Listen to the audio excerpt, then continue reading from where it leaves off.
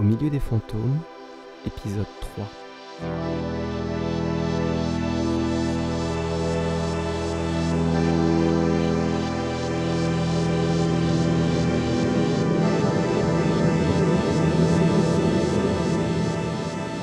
Vendredi 17 avril.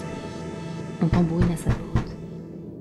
Eléa se réveille, fait une mise au point difficile sur l'horloge qui indique 7 heures du matin. Elle soupire, enfile un peignoir et regarde par le Judas. Sur le palier, Gus s'apprête à cogner une nouvelle fois. C'est bon, j'ouvre, t'excite pas. Mais sérieux, qu'est-ce que tu veux à cette heure-ci?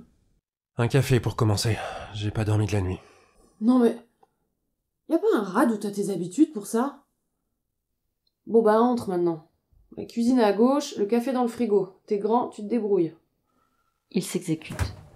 Elle file se recroqueviller sur le canapé dans l'espoir de grappiller quelques secondes de somnolence.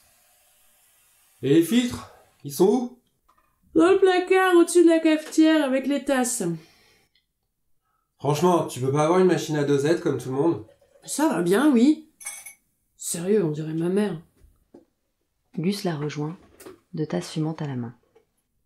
On se voit pas pendant 3 ans, et maintenant tu viens prendre ton petit dé chez moi. Tu sais, je préférais que le contexte soit différent. Si le contexte était différent, tu serais pas là. Qu'est-ce qui se passe encore?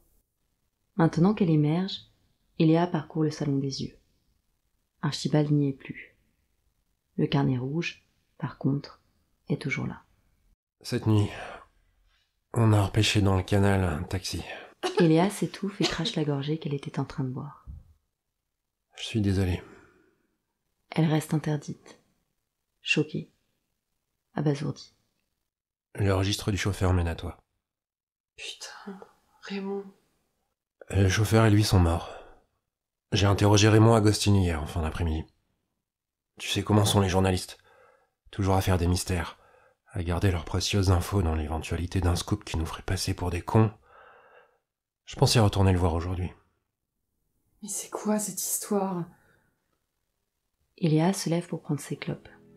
Dans la cuisine, elle aperçoit Archibald, nu, sanguinolent, et Raymond, bleui, ruisselant, discuter silencieusement un café à la main. Dans un coin, un troisième homme, trempé. Elle reconnaît le chauffeur de taxi et allume une cigarette. Qu'est-ce qu'il est venu faire chez toi? Il était bourré, triste. Elle jette un œil sur le carnet. Il voulait parler d'Archie, mais je sais pas, il disait n'importe quoi. Il est pas resté longtemps, je l'ai viré, j'ai appelé un taxi. Il disait quoi sur Archibald? Qu'est-ce que tu voulais qu'il dise? Les conneries habituelles qu'on dit quand on perd un copain. Et rien à propos de l'affaire Mix Media? L'affaire Mix Media? Non. Il a dit... Ah ça, c'était pas un ange. Mais c'était un putain de bon copain. Et un putain de bon journaliste. Et des trucs dans le genre. Gus se lève. Si jamais un détail te revient, n'importe quoi, tu sais où me joindre, hein? Ou même juste pour discuter, boire un verre. Eléa acquiesce, il quitte l'appartement. Pendant ce temps, au PMU Les Favorites, Jean boit un café avant de prendre son service. Comme à son habitude, il commente au patron les nouvelles du jour. Ah bah ça alors, ils se sont fait dézinguer un journaleux. Celui-là qui avait commencé à baver sur le studio de ciné. Ça va être un truc de vengeance à tous les coups, hein. On vit quand même dans une drôle d'époque, hein. Vache, et puis les gars, ils en ont tartiné quasiment 2 pages. Genre le mec c'était un saint. Bon allez, je file embaucher. Mais tu me gardes les paplards sous le coude, hein. J'irai ça au déj. Au milieu des fantômes, épisode 3 sur 14.